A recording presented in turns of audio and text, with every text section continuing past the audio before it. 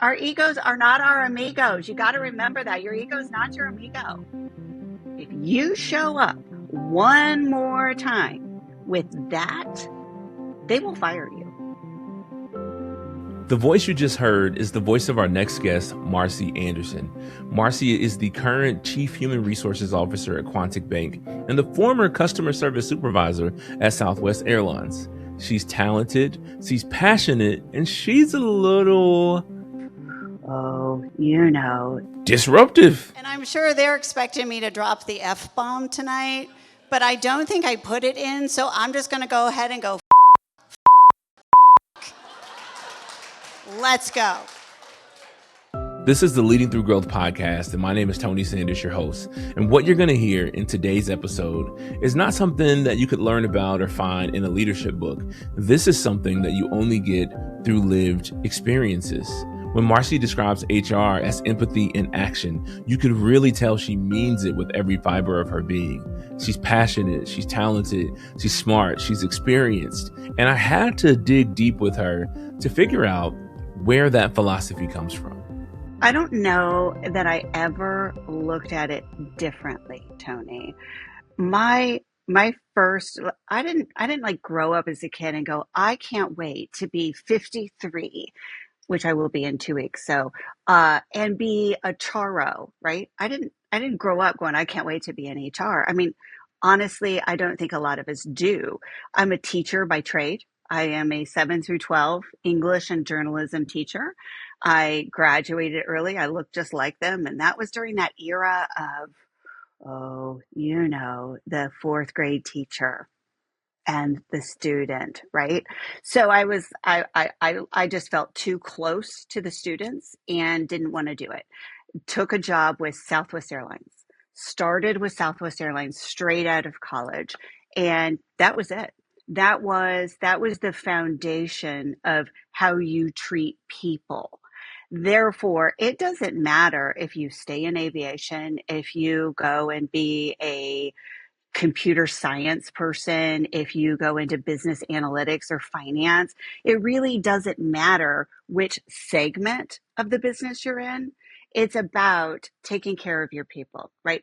We at Southwest were never the golden rule. We were the platinum rule. Treat people better than they expect to be treated.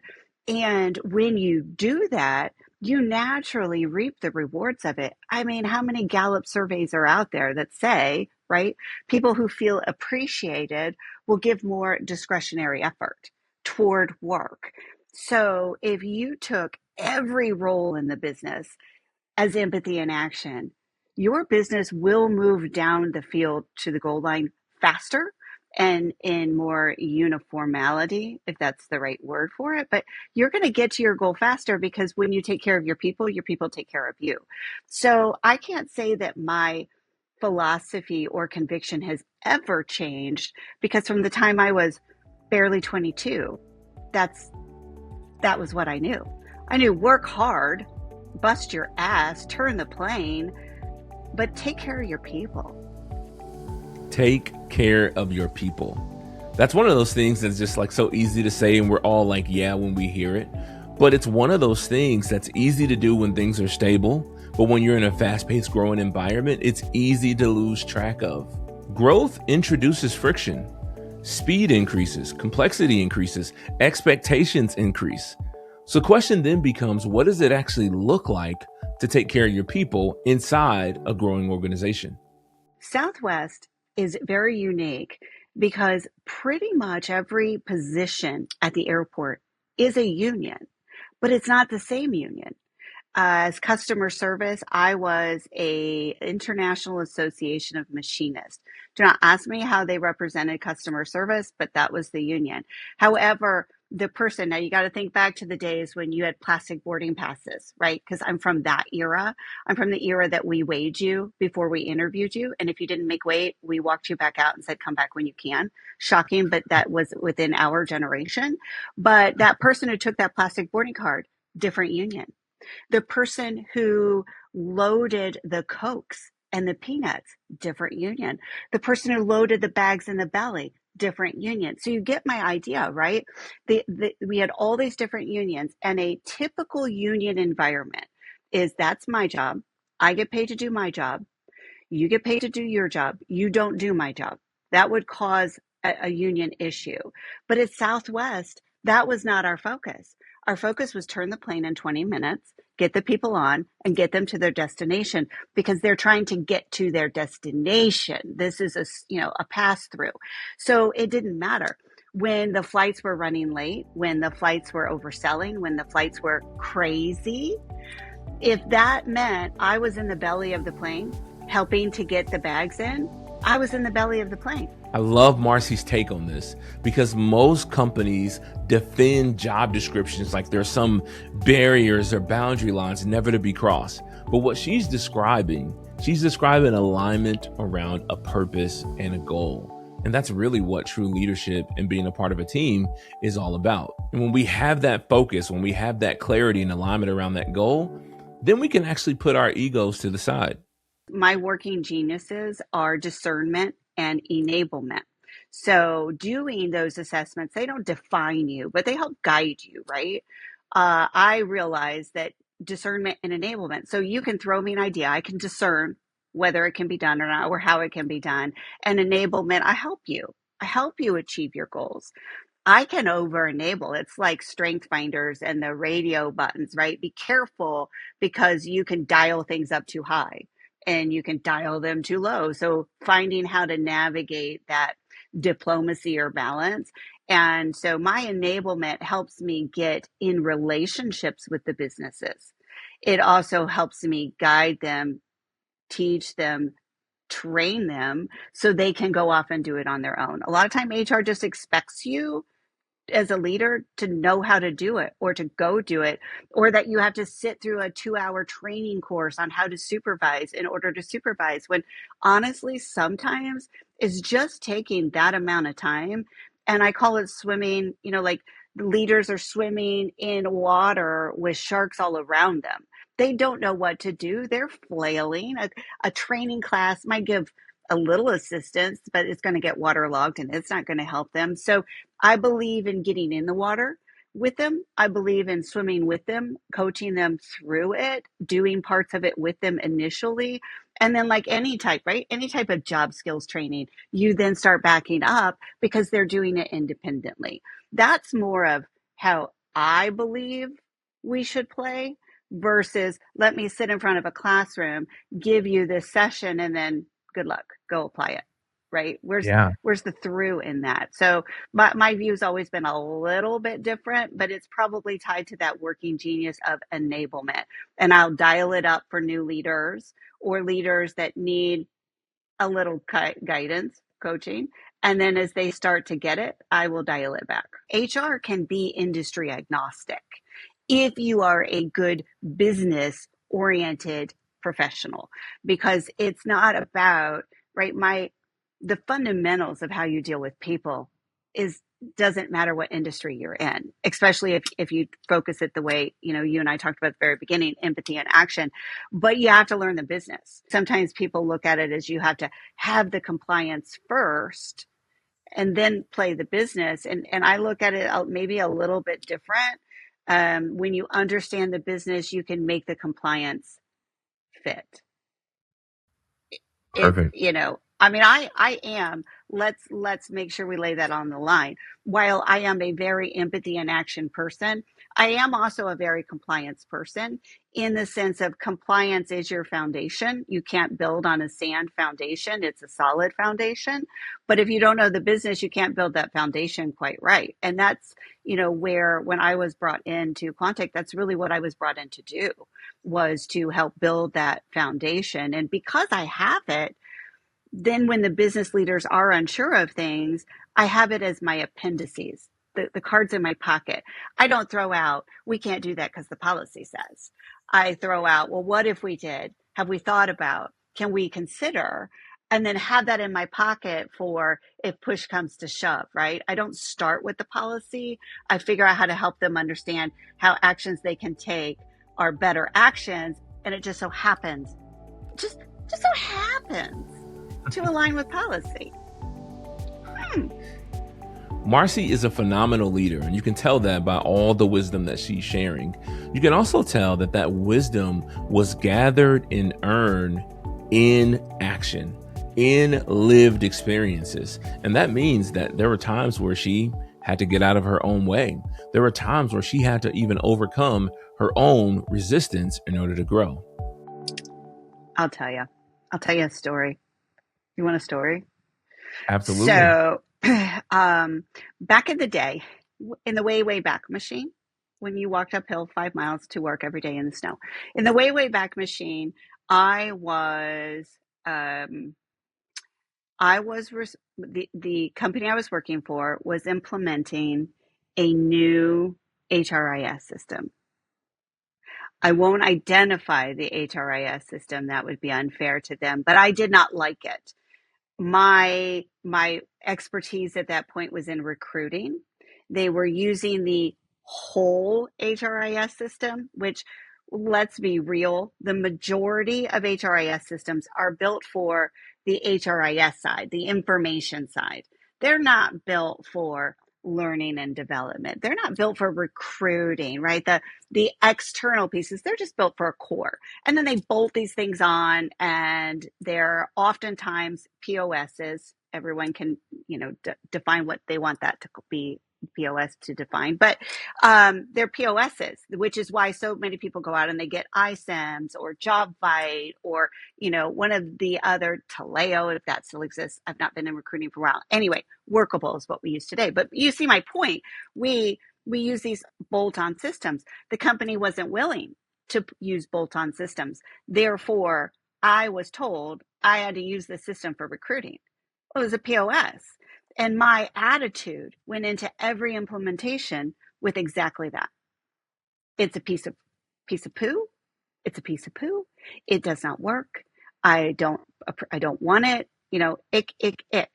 And I got pulled in by my leader. I'll never forget this. And he said, if you show up, little bunny foo hopping through if you show up one more time with that, they will fire you. Because the reality is, we're implementing the system. You need to make it work. Holy crap, right? Like the light bulb turned on. Cy Wakeman came down from the skies and she said, this is the sandbox you are in. Success must be in this sandbox. And that was it. That was it. So every situation I go into with the mindset of, what does success look like? And when you go in with what does success look like, you don't go in with what won't work. You go in with an open mindset on figuring out how to make it work, because that's the sandbox you're in, right? Everyone's like, think outside the box, think outside the box. I don't believe thinking outside the box is always the right answer. Thinking within the confines of the box and figuring out how to redesign it or how to be successful inside of it, that's what success is. I love that story because it shows what growth is really about. True growth confronts identity. She had to make a shift, not on the outside of her, but on the inside of her. The tools didn't change. The system didn't change. The business didn't change its mind, but she had to shift from resistance to responsibility. And that's what growth is all about. When we think about empathy in action, it's not just about how you manage yourself. It's also about how you lead and respond to others when they struggle. Will you be my accountability buddy? Right? When I'm in the room and I'm starting to tip, will you help bring me back? And that's the trust and psychological safety that comes from learning the person before you learn the process. And so I think people can get there. Their comfort level will be to turn it down. My job is to be beside you and help shine a light on it and start turning it up. I'm not saying you won't be a flip-flopper, but as more we shine the light on it and right incentive plans, compensation plans, you incent the behavior you want. Is it not the same with empathy? When you are empathetic, you get more benefit, right? You get more discretionary effort, you get more caring, more trust, more loyalty. When you do that, then you get better performance. So when you don't, you have higher turnover, you have employee relations issues. So again, when you swim in the water with the leader and you're like, hey, look, like which one would you rather? Let's play the game of would you rather. Which one would they rather? They'd rather have the employee who's loyal, who can do their job independently, who raises a flag when they make a mistake. And people will not admit they made a mistake if they have a leader that isn't empathetic. Right? And then Wow. all of a sudden the world is blowing up. The leader's in trouble, guilty by association. And the leader's like, employee, why didn't you tell me? Because the employee's scared to tell you because you're going to flip out. You're going to flip out, right? The world explodes. This part really resonated with me because I've worked for that leader before that was the type of person you'd want to hide a mistake from.